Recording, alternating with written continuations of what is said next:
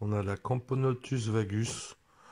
Donc, toutes mes espèces ont une diapause à 6 degrés de octobre à février-mars. Et certaines espèces une diapause, une pause hivernale, donc comme Barbaricus, Cruentatus, tout ça qui vient d'Espagne. Ensuite, Messor, Fédol, Crémato n'en ont pas eu, ni Sanctus. Pause hivernale. Voilà. Donc ensuite, nous avons la Camponotus iniperda. J'adore cette espèce, même si c'est très calme. Et puis, bah, à moitié de l'année en diapause. Mais elle se porte à merveille. Une belle petite grappe d'œuf. J'espère que ça va bien continuer comme ça. Donc, toutes mes espèces sont nourries à au sirop d'érable, au sucre de canne, au sirop d'agave. Là, je viens de tester les Beetle Jelly, banane, pomme, sucre roux, fraise ou framboise, je ne sais plus. Donc sur la pharmacoléoptère, hein. Franchement, j'ai reçu sans problème, prix très abordable. Donc là, on a la Camponotus barbaricus, magnifique, gastre énorme.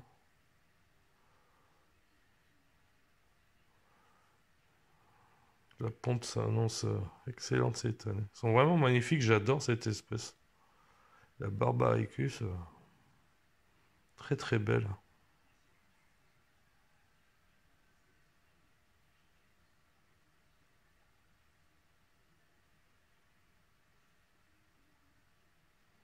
Je suis désolé pour la qualité vidéo. La lumière ne rentre pas chez moi. Donc malgré en mettant des lampes, plus vieil appareil photo, j'ai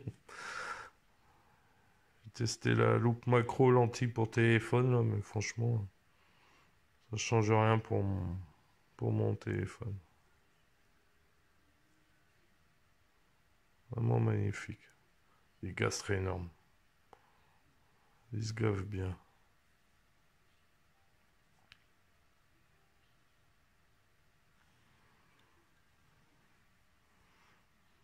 Donc elle était en pause hivernale. Donc ça vient d'Espagne. Médiapause, pause hivernale, aucune perte. À part ma Manica rubida, et là ça a sorti de diapause, assez noyé. J'ai pas de chance avec cette espèce.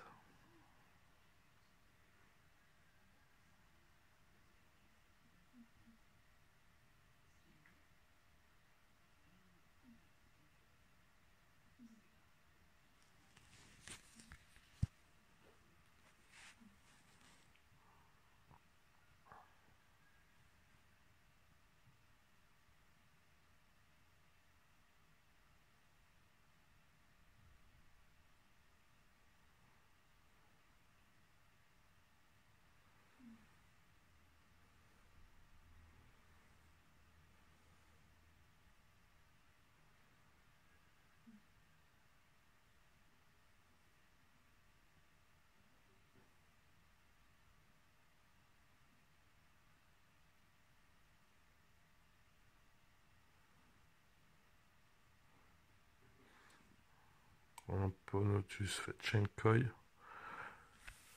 J'ai eu peu de temps après acheter de fourmis, se développe moins vite, mais continue son bon homme de chemin.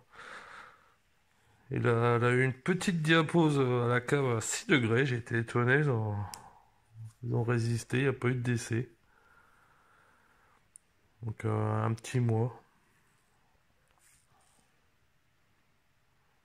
On se porte très bien aussi, petite grappe d'œuf cocon. Assez discrète comme espèce. Mais très jolie couleur. Dommage que le téléphone ne suive pas.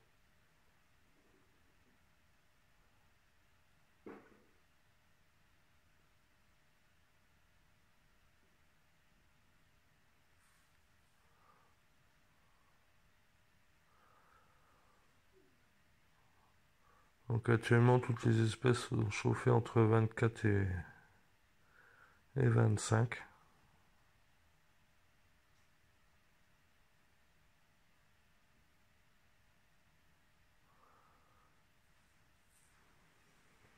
Et je me suis mis enfin à l'eau déminéralisée pour les nids. Je l'eau en bouteille commence à boucher la capillarité.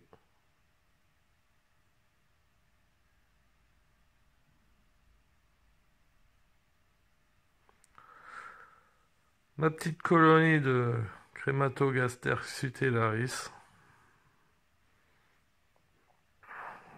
qui se porte bien aussi. Les 3 derniers étages, c'est que du couvain où ils sont tous regroupés. Donc dans l'un de mes premiers nids, ils n'ont pas bougé. Ils fonctionnent. Avec une petite boîte d'action.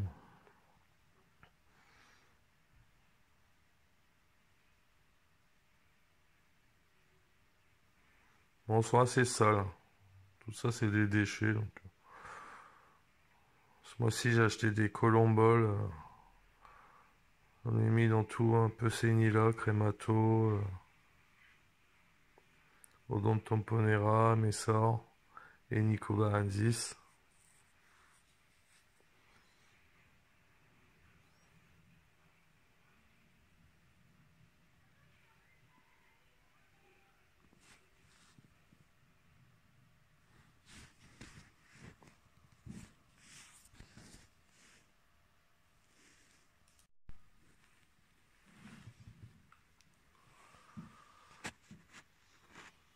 Je pense que celle-ci, je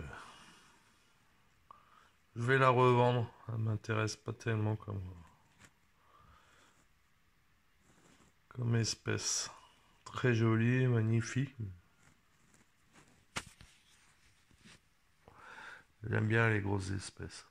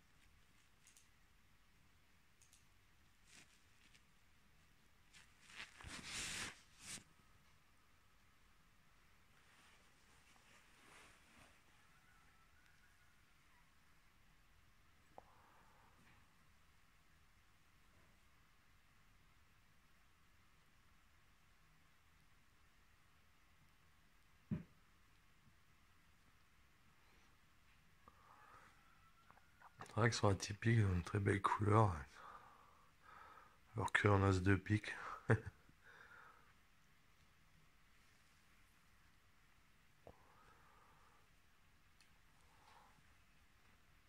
Elles sont pas chauffées, elles, ni les fédoles.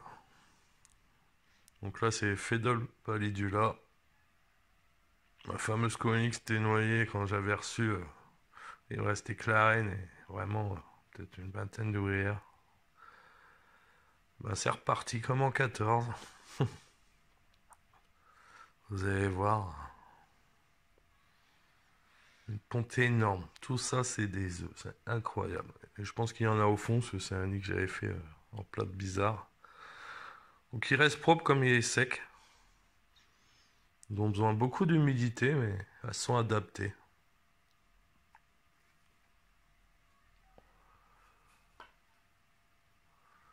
Je vois chaque espèce est différent. J'ai 3 collines Messor. Bon, les orientalistes, c'est à part, mais j'ai 2 Messor Barbarus et une espèce vit au sec. C'est énorme.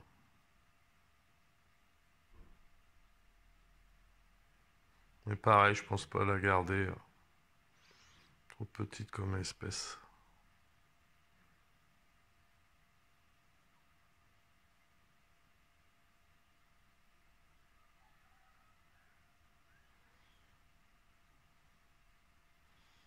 Après, j'ai augmenté les protéines, donc c'est ça qui a développé le couvain.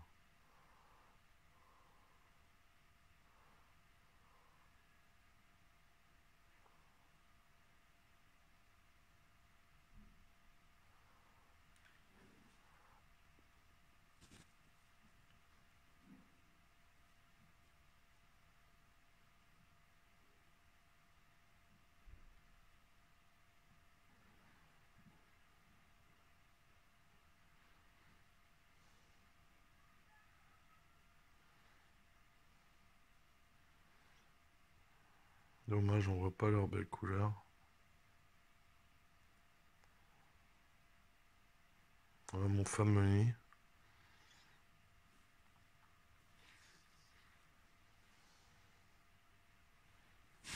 Donc là, il y a la Odontoponera transversa.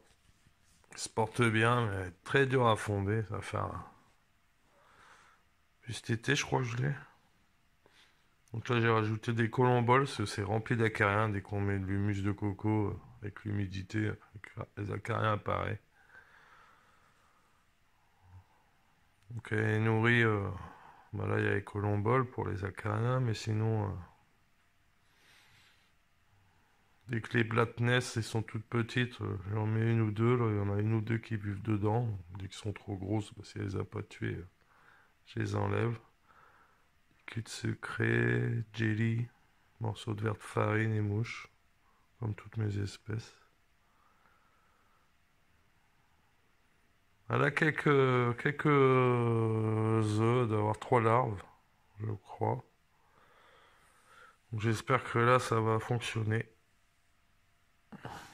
C'est pour moi très long à faire, à réussir.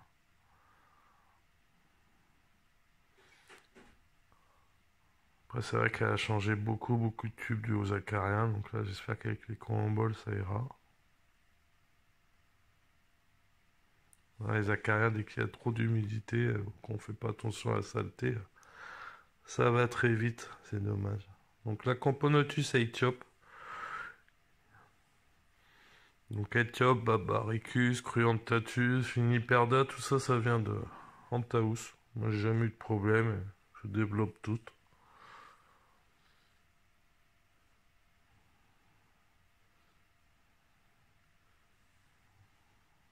Une jolie espèce qui se développe bien. Là, c'est Camponotus oriventris. Commence à devenir une de mes préférées niveau agressivité. Celle-ci, les miennes, commencent à être plus populeuses. Font beaucoup de sorties dans l'air de chasse. Attaquent bien. Plus que mes Cruentatus, donc agréablement surpris. Dommage, on voit pas leur reflet. Mais très belle espèce aussi.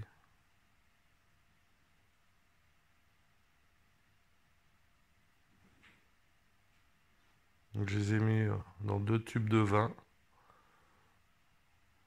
J'ai acheté les petits joints noirs, je crois que c'est pour la plomberie, sur AliExpress, une misère par rapport aux joints blancs qu'ils vendent pour les tubes. Donc c'est très bien.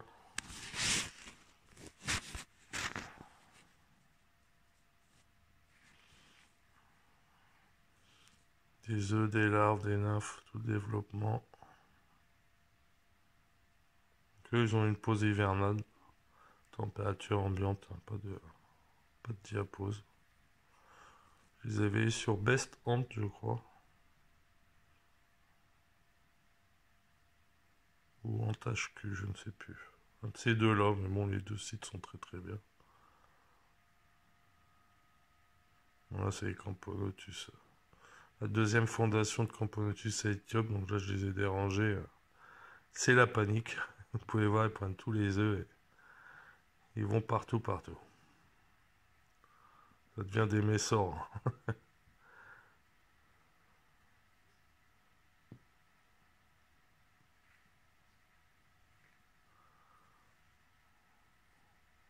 Moi, je me séparerai d'une des deux fondations aussi.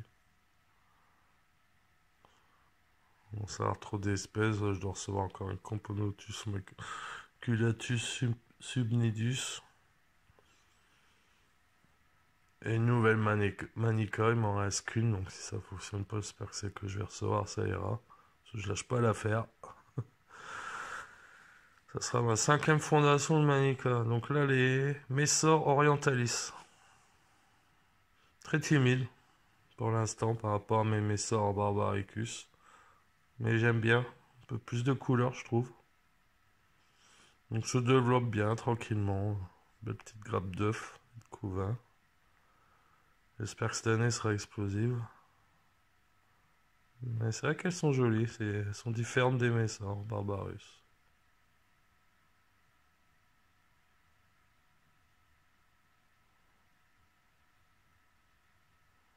Elles sont plus propres déjà, je trouve. Ah, c'est vraiment dommage la qualité, merde.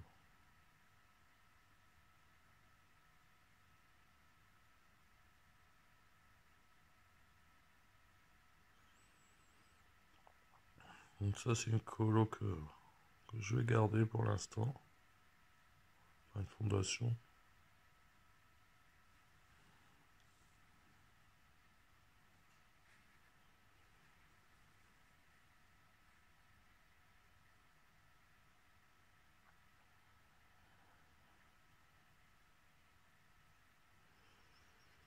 Et la Suisse Niger, j'ai trouvé cet été. J'ai trouvé une dizaine de rennes. J'ai eu une seule perte. Ah oui, c'est la seule perte pendant ma diapose. Donc les 9 autres se portent à merveille. Comme vous pouvez le voir, celle-ci a la gastre énorme. Je pense qu'elle est en position de ponte. Je pense qu'elle va continuer à pondre. Les ouvrières s'affairent sont postérieures. Donc, une très belle grappe d'œufs tous.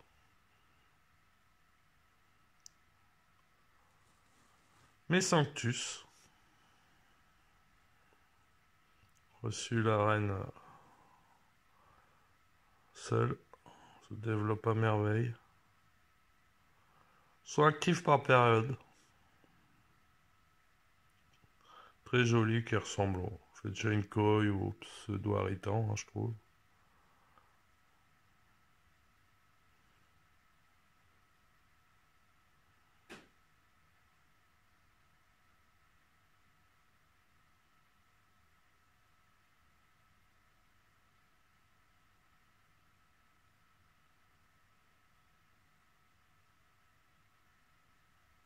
Ouais, elle me creuse pas de galerie, moi, par rapport à la fourmigoleuse.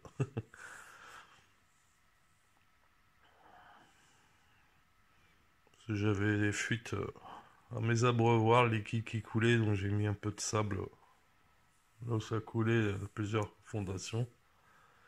Et j'ai remarqué que maintenant, c'est parce que je le laissais trop longtemps, le liquide, donc après, avec le sucre, ça s'écoule. Donc là, je le change tous les 2 jours et j'ai plus de soucis.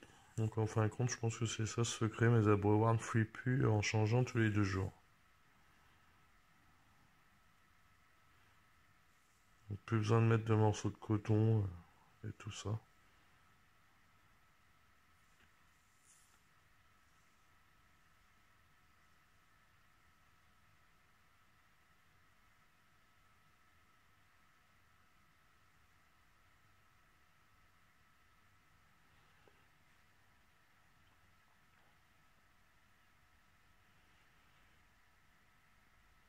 Ce sont les Camponotus pseudo-arrêtants.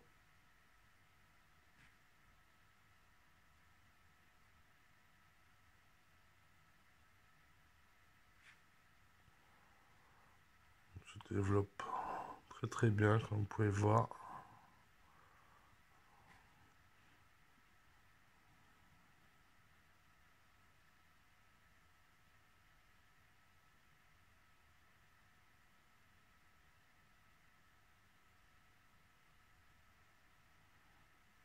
Je trouve que le gastre ressemble à mes Barbaricus.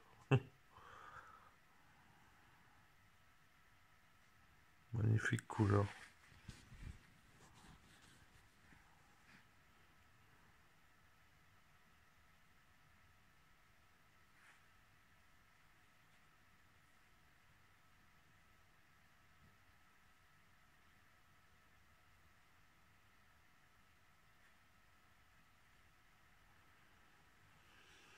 Pareil, hein, comme Sanctus et Fetchenkoi, un fourmi assez calme.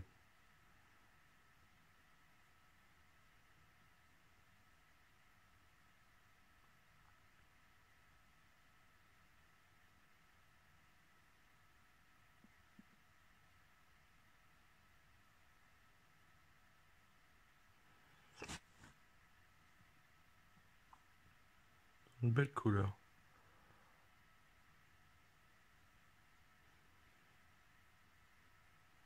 Ah, c'est ma Cruentatus.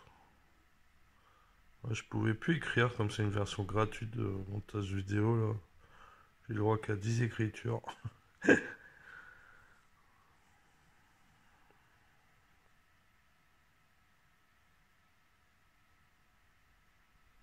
Très joli comme espèce. Beaucoup de tauroplaxie. Vous pouvez voir le gastre, hein, elle mange bien. Assez agressif par période. Magnifique. Dommage cette qualité.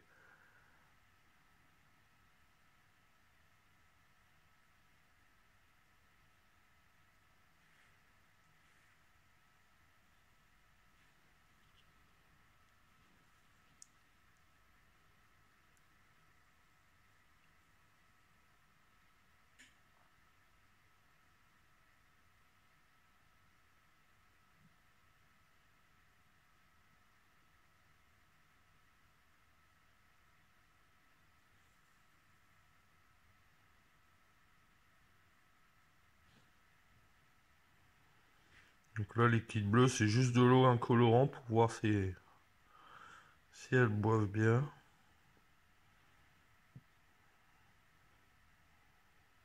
Que je trouvais que l'eau diminuait pas beaucoup.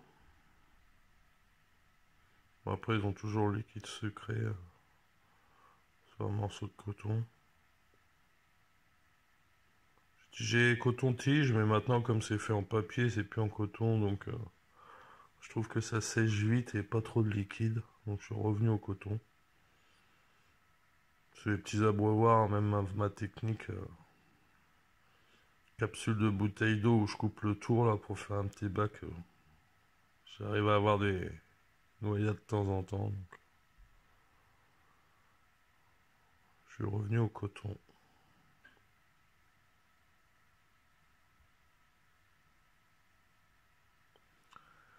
Ma préférée, car ça me rappelle des souvenirs quand je vivais en Thaïlande, la Singularis. Donc ça c'est ma deuxième fondation. Première j'ai reçu complètement boosté, une ouvrière, 3 majors. Donc là j'en ai repris une bien. Il n'y a pas de major encore. Donc là c'est toute mon installation. C'est un peu le bazar, il faut que je refasse tout. Déni, il faudrait que je trouve un meuble.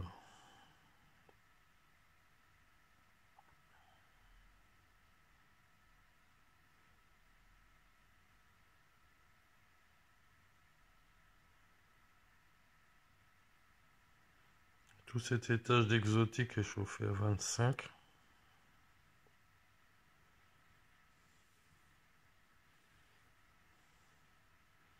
Là, la dernière boîte, c'est mes Manuka Rubida, 3 ouvrières, et là, c'est ceux qui ont perdu leur reine. Donc là, c'est Nico Baranzis. Je vais refaire un nid comme celui que j'ai fait en dessous, là, comme celui-ci, pour récupérer celui d'au-dessus. Essayer de leur faire un nid global en une pièce. Et putain, avec une belle aire de chasse. Donc eux sont chauffés à 27 comme le nid est épais. Au thermostat, après la température, je sais pas. Là, c'est mes 2 nouvelles aires de chasse. Donc boîte Ikea, les 2 plus grandes. Hein. C'est un peu petit, j'attends de trouver percer à mon aquarium. Donc archi blindé, mortier colle, les orifices et pattes de rebouchage. Carame creuse, tout. Donc ça c'était le nid en plate d'AliExpress pour les pseudo-irritants sont bien développés, mais le problème c'est que ça moisit. Donc à éviter. Et vous voyez, moi, sont blindés en mortier-colle. Et ben, elles arrivent à creuser et à se barrer. Une fois par mois, il y a une évasion. Donc là, j'ai tout refait les entrées et sorties. Car elles creusent au niveau, malgré que je le faisais, au niveau où on perce pour mettre notre tuyau, en fin de compte. Elles arrivent à creuser, à sortir par là, les malines. C'est vraiment des reines de l'évasion. Donc ça, c'est ma deuxième colonne Messor que mon fils s'occupait pas, que j'ai repris. C'est exponentiel. Donc eux, dans un nid que j'ai fait en sorte de bois synthétique, je sais plus comment on appelle ça, que j'ai eu à Bricomarché. Bah franchement, nickel, c'est pas toxique. Voilà. Ça